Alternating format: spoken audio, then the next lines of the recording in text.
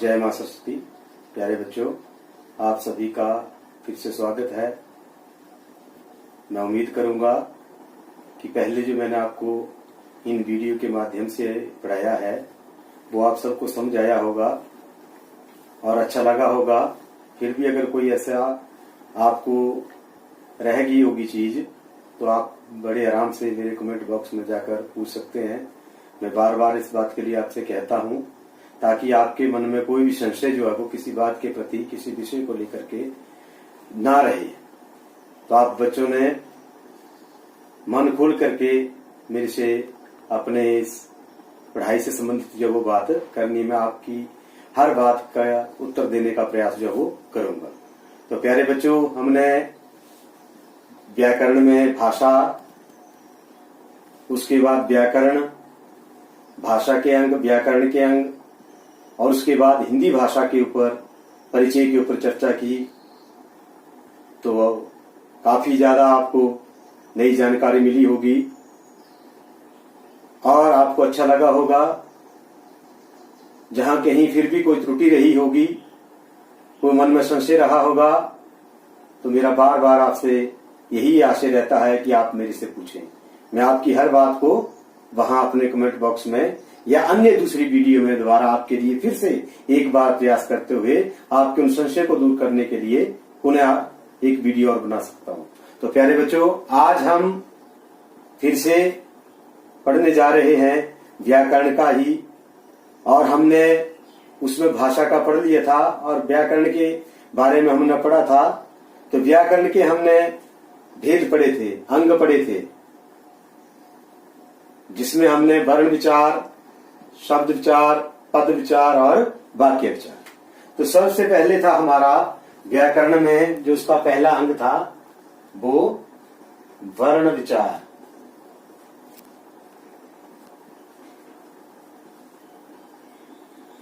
ये बच्चों, तो व्याकरण का सबसे महत्वपूर्ण अंग है वर्ण विचार, जिसके ऊपर कोई भी भाषा, यानी कि हम बात करेंगे हिंदी की, जो टिकी हुई है। वर्ण अति सूक्ष्म ध्वनि है। इसको हम अन्य रूपों में भी विभक्त कर देते हैं। वर्ण को ही हम अक्षर और ध्वनि के नाम से भी पुकारते हैं। इनमें थोड़ा सूक्ष्म सा भेद है, तीनों एक ही बात है, कोई बड़ा विशेष अंतर नहीं है, परंतु वर्ण और अक्षर ये हमारी मौखिक और लिखित दोनों अभिव्यक्तियों को प्रकट करता है। जबकि ध्वनि से मतलब है स्वर, स्वर का मतलब है आवाज। जैसे मैं बोल रहा हूं तो मेरे मुंह से जो वो एक विशेष प्रकार की ध्वनि जो वो उत्पन्न हो रही है, उसी को ही हम ध्वनि कहते हैं। अर्थात ध्वनियों का जो लिखित रूप है वो है वर्ण या अक्षर। प्राय कई बच्चे जो यहाँ पर थोड़ी सी दुविधा में पड़ जाते हैं कि वर्ण, अक्षर और ध्वनि तीनों ऐसे एक हैं, परंतु इनमें सूक्ष्म सा भेद यही है कि ध्वनि जो है हमारी एक केवल मात्र मौखिक अभिव्यक्ति है। अब भाषा में मैंने आपको पढ़ाया था कि मौखिक क्या होता है। जब हम केवल बोलकर अपने विचारों को प्रकट करते हैं, लिखते नहीं हैं, सिर्फ मौखिक बोलते हैं, लिखते नहीं हैं, वो हमारा ध्वनि रूप में आ जाता है। जैसे बस चलती है तो बस में से भी एक विशेष प्रकार की ध्वनि उत्पन्न होती है, या रेलगाड़ी चली है, या हवाई जहाज उड़ रहा है, या पंखा चला हुआ, तो एक विशेष ध्वनि जो उनसे जो वो उत्पन्न होती है वो ध्वनि है। जब हम उसको शब्दों में लिख देंगे तो वो वर्ण चिन्हों द्वारा या अक्षरों द्वारा जो हम उसको लिखेंगे। तो ये इसमें से सूक्ष्म साइंस था। थोड़ा सा आपको जो मैंने परिचय दिया कि आमतौर पर कई बार जो हम यहाँ पर भ्रमित हो जाते हैं। तो प्यारे बच्चों, तीनों एक चीज है, तीनों में कोई विशेष अंतर नहीं है। अगर विशेष अंतर है तो केवल मात्र वो है आवाज और ध्वनि का, कि ध्वनि जो है वो इन दोनों का मौखिक रूप है। जब हम ध्वनि को लिख देंगे जैसे, तो वो क्या बन जाएगी, वर्ण या अक्षर। मतलब वर्ण और अक्षर दोनों जो है वो हमारी मौखिक भी है और लिखित भी है, जबकि ध्वनि जो है वो केवल मात्र मौखिक है। तो प्यारे बच्चों, ये आपको स्पष्ट हो गया होगा। तो अब हम चलेंगे वर्ण के ऊपर। इसका थोड़ा सा हम इसकी नियमावली पढ़ेंगे, इसकी परिभाषा पढ़ेंगे कि शब्दों में किस प्रकार हम इसको परिभाषित करेंगे, किस प्रकार हम बताएंगे। तो वर्ण वह छोटी से छोटी ध्वनि, वर्ण या अक्षर वह छोटी से छोटी ध्वनि जिसके दो या दो से अधिक टुकड़े ना किए जा सके, उसे हम वर्ण या अक्षर कहते हैं। वह सूक्ष्म ध्वनि, वर्ण या अक्षर वह सूक्ष्म ध्वनि है, वह छोटी से छोटी ध्वनि है। ध्वनि मैंने आपको आवाज बता दी कि जिसके दो या दो से अधिक टुकड़े नहीं किए जा सकते हैं, उसको खंडों में विभक्त नहीं किया जा सकता है, उसे हम वर्ण या अक्षर कहते हैं। हिंदी भाषा की वर्णमाला में हमारे पास मुख्य 44 वर्ण जो वो माने गए। ठीक, वर्णों की संख्या जो वो 44 है, वो हम आगे पढ़ेंगे। तो वर्ण वह छोटी से छोटी, वर्ण या अक्षर वह छोटी से छोटी ध्वनि है जिसके दो या दो से अधिक टुकड़े ना किए जा सके, उसे हम वर्ण या अक्षर कहते हैं। वर्णों की संख्या जो है वो 44 है। और वर्ण के आगे हम भेद पढ़ेंगे। तो वर्ण, जैसे मैंने आपको बता दिया कि वर्णों की संख्या जो वो कितनी है, 44। इसमें बच्चों भ्रमित नहीं होना, हर बात में आपकी जो है वो स्पष्ट कर दूंगा। यहां पर कौन चीज कैसे है और क्यों है, क्यों नहीं है, उसका उत्तर भी मैं आपको दे दूंगा। अभी जिस बात को मैं आपको समझा रहा हूं, आपने वो बात समझनी है। फिर आपको ऐसा कुछ लगेगा तो आपको स्वतंत्र है, आप मेरे कमेंट बॉक्स में जाकर कमेंट के द्वारा मेरे से पूछ सकते हैं। मैं दोबारा आपके लिए ऐसी वीडियो बना दूंगा जिसमें आपके अन्य प्रश्नों का उत्तर भी दे दूंगा। तो वर्ण या अक्षर वह छोटी से छोटी ध्वनि जिसके दो या दो से अधिक टुकड़े ना किए जा सके, समझ गए। और वर्ण जो वो संख्या में कितने हैं, 44। ये बात आपने याद रखनी है, 44। ठीक हो गया। इसके बाद वर्ण के जो है वो दो भेद हैं। तो हम वर्ण के भेद पढ़ेंगे। वर्ण के मुख्य दो भेद हैं। नंबर 1 स्वर और नंबर 2 व्यंजन।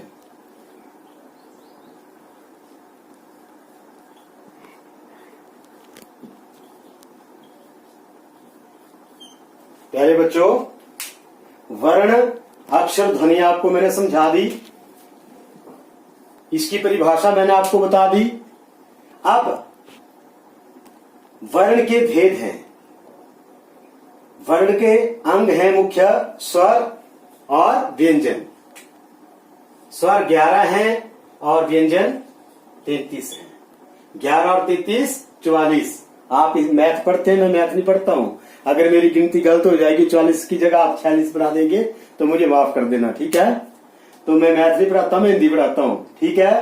पर मेरा जो जोड़ है उसमें 44 ही होंगे, 11 और 33, ठीक है। तो 11 स्वर हैं और 33 व्यंजन हैं। तो इनका जो योग है वो 44 बनता है, 44 बनता है। तो पहला जो भेद है वर्ण का वो है स्वर और दूसरा है व्यंजन।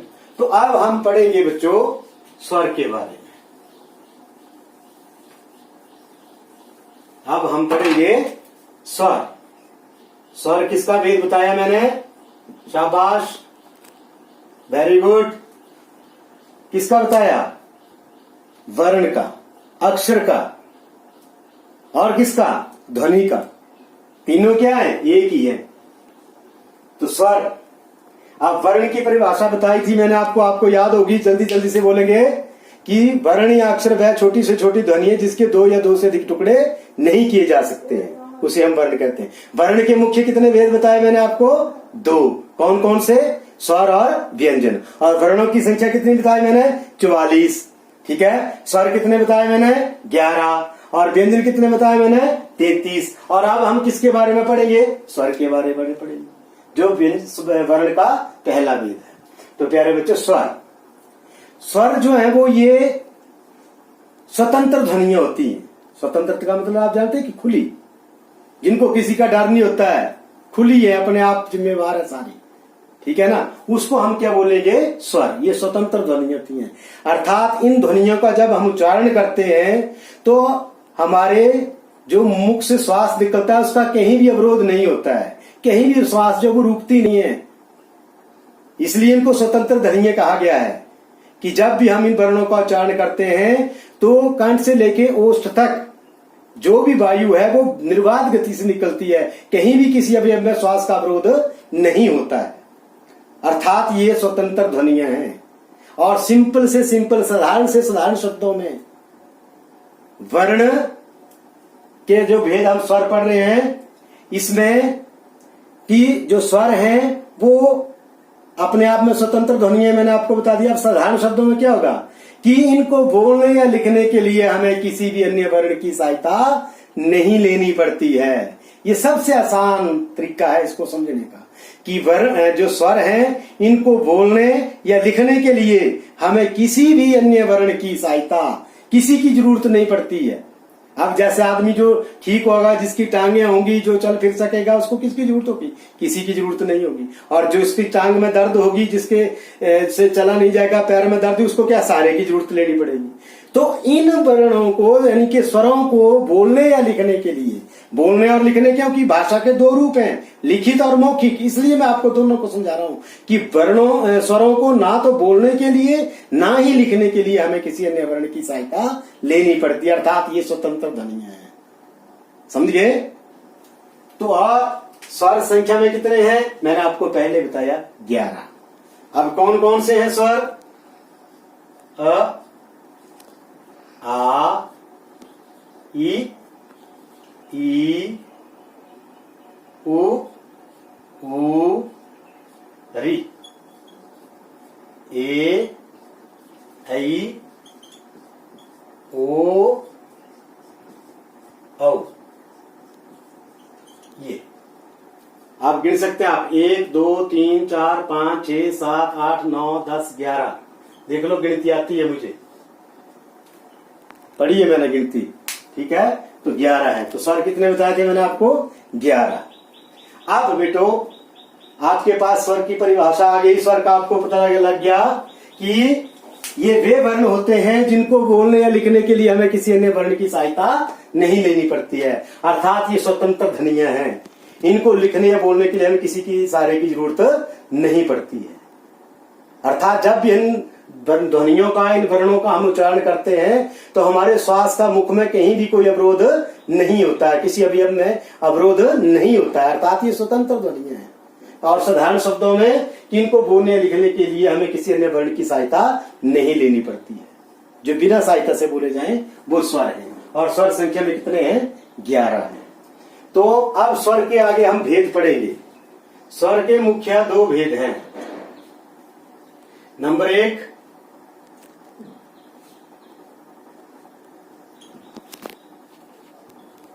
रचना के आधार पर।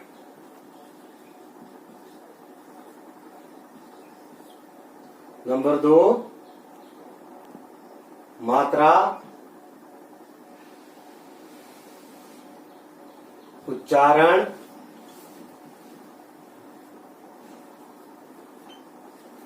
या श्वास, वायु के आधार पर। ये रचना के आधार पर और मात्रा, उच्चारण, श्वास, वायु के आधार पर। ये 2 मुख्य इसके भेद हैं जिनको हम प्रायः क्या कहते हैं? ह्रस्व और दूसरा दीर्घ।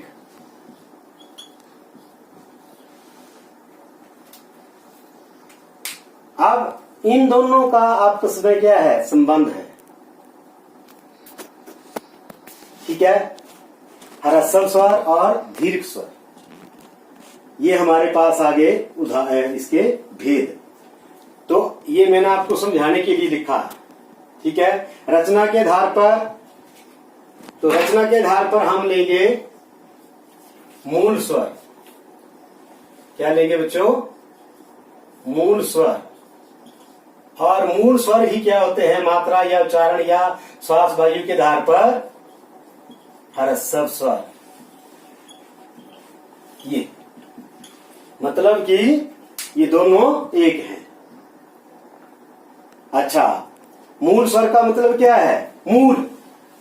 मूल का मतलब क्या होता है? मुख्य, असली। तो असली कौन है इसमें? 1 2 3 और ये 4। मूल स्वर कितने हैं? 4। कौन कौन से? अ, ई, उ और री, ठीक है। और इनकी संख्या कितनी है? 4। ह्रस्व कौन से हैं? ह्रस्व भी यही है, अ, ई, उ और री, ठीक है। ये भी क्या से? अ, ई, उ, री। ये भी कितने हैं? 4। अब क्या समझे आप? समझे कुछ? हाँ, क्या समझे? कि ये दोनों एक ही हैं, दोनों आपस में क्या है? भाई भाई। क्या है ये? भाई भाई। क्योंकि ये भी 4 है, ये भी 4 है। फर्क सिर्फ कितना है कि ये मात्रा उच्चारण श्वास वायु के आधार पर है और ये रचना के आधार पर है। सिर्फ फर्क इतना है। ह्रस्व को हम, ह्रस्व ही मूल है और मूल ही ह्रस्व है। दूसरी भाषा में साधारण शब्दों में समझने के लिए, दिमाग में बैठाने के लिए हम क्या बोल सकते हैं? मूल स्वर ही ह्रस्व है और ह्रस्व स्वर ही मूल है। अब इतने पचड़े में मैं क्यों पढ़ा वो मैं आपको बताता हूं।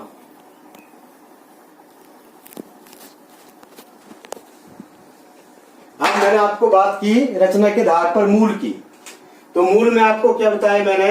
अ, ई, उ और री। री जो वो स्वतंत्र है। हिंदी भाषा में जो री का प्रयोग है वो केवल मात्र केवल संस्कृत के शब्दों को लिखने के लिए होता है। जो भी हमारी संस्कृत से भाषा से शब्द हिंदी भाषा में आए हैं वहां होता है। बाकी आपने इसके बारे में कहीं कोई भ्रमित होने की आपको आवश्यकता नहीं है, ठीक है। आपके लिए इतना उत्तर काफी है। बाकी जब हम आगे पढ़ेंगे तो आपको मैं बात स्पष्ट कर दूंगा, वहां पे दोबारा आपको ये चीजें समझा दूंगा क्योंकि मैंने उस दिन ऐसे बोला था। तो अभी आपने री के पीछे नहीं पढ़ना है। क्या जो और कोई जो कुछ बोलता रहे, आपने री के पीछे नहीं जाना है। री मैंने आपको बता दिया कि ये स्वतंत्र है, स्वरों में भी स्वतंत्र है, मूल में भी स्वतंत्र है, ह्रस्व में भी स्वतंत्र है, ठीक है।